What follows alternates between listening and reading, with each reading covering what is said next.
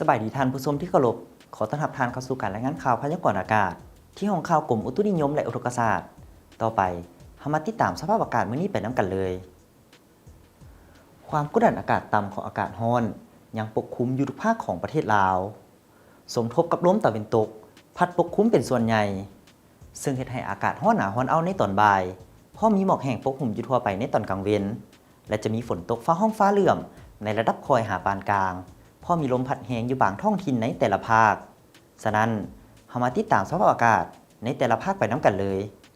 ภาคเหนือด้านตะวันออกอากาศร้อนจะมีฝนตกในระดับคอยอยู่บางท้องถิ่นพอมีลมพัดแหงเป็นบางโอกาสเนื้อที่การปกคลุมของฝนกับเสาหาส่วนห้อยอุณหภูมิระหว่าง 18-34 องศาภาคเหนือด้านตะวันตกอากาศร้อนหนาร้อนเอาพอมีหมอกแห้งปกคลุมอยู่ทั่วไปในตอนบ่ายและจะมีฝนตกฟ้าห้องฟ้าเหลื่อมในระดับคอยอยู่บางท้องถิ่นและมีลมพัดแหงเป็นบางโอกาสเนื้อที่การปกคลุมของฝนกับ35ส่วนห้อยอุณหภูมิระหว่าง 22-40 องศาที่นครหลวงเวียงจันทร์อากาศร้อนเอาพอมีหมอกแห้งปกคลุมอยู่ทั่วไปในตอนกลางเว้นและจะมีฝนตกฟ้าห้องฟ้าเหลื่อมในระดับคอยอยู่บางบริเวณพอมีลมพัดแหงเป็นบางโอกาสเนื้อที่การปกคลุมของฝนกับ35ส่วนห้อยอุณหภูมิระหว่าง 27-39 องศาภาคกลางอากาศร้อนหนาร้อนเอาพอมีหมอกแห้งปกคลุมอยู่ทั่วไปในตอนกลางเว้นและจะมีฝนตกฟ้าห้องฟ้าเหลื่อมในระดับคอยหาปานกลางอยู่บางท้องถิ่นพอมีลมพัดแหงเป็นบางโอกาสเนื้อที่การปกคลุมของฝนกับ40ส่วนห้อยอุณหภูมิระหว่าง 25-39 องศาสลับแขวงไซสมบูรณ์อากาศร้อนจะมีฝนตกฟ้าห้องฟ้าเหลื่อมในระดับคอยอยู่บางบริเวณและมีลมพัดแหงเป็นบางโอกาสเนื้อที่การปกคลุมของฝนกับ25ส่วนห้อยอุณหภูมิระหว่าง 18-34 องศาภาคใต้อากาศร้อนเอาพร้อมจะมีฝนตกฟ้าห้องฟ้าเหลื่อมในระดับคอยหาปานกลางอยู่บางท้องถิ่นและมีลมพัดแหงเป็นบางโอกาสเนื้อที่การปกคลุมของฝนกับ40ส่วนห้อยอุณหภูมิระหว่าง 25-39 องศาสำหรับเขตภูเพียงบ่อละเวนอากาศเย็นจะมีฝนตกฟ้าห้องฟ้าเหลื่อมในระดับคอยหาปานกลางอยู่บางบริเวณพอมีลมพัดแหงเป็นบางโอกาสเนื้อที่การปกคลุมของฝนกับ40ส่วนห้อยอุณหภูมิระหว่าง 16-28 องศา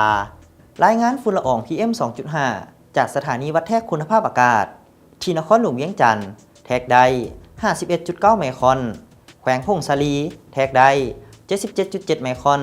แขวงเสียงขวางแทกได้ 109.6 ไมครอนแขวงไซยบุรีแทกได้ 85.5 ไมครอนแขวงเวียงจันทร์แทกได้ 68.7 ไมครอนแขวงไซสมบูรณ์แทกได้ 56.9 ไมครอนแขวงบริคำไซแทกได้ 91.9 ไมครอนแขวงสารวันแทกได้ 80.8 ไมครอนแขวงเซกองแทกได้ 61.7 ไมครอนแขวงอัตตปือแทกได้ 55.1 ไมครอนจากจุดวัดแทกคุณภาพอากาศดังกล่าวมีค่าเกินมาตรฐานสิ่งแวดล้อมคือหลายกว่า 50 ไมครอนซึ่งจะส่งผลกระทบต่อสุขภาพจึงขอเรียกร้องให้พ่อแม่ประชาชนที่อาศัยอยู่ในเขตดังกล่าวให้รักษาสุขภาพด้วยการใส่ผ้าอัดปากและหลีกเลี่ยงการเฮ็ดกิจกรรมกลางแจ้งถ้าบ่จำเป็นท่านผู้ชมที่เคารพมาฮอดนี้การรายงานข่าวพยากรณ์อากาศที่ห้องข่าวกรมอุตุนิยมและอุทกศาสตร์ก็ได้หมดเวลาลงแล้ว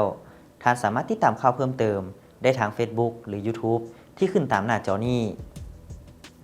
ความสุขโชคดีจงมีแก่ทานสบายดี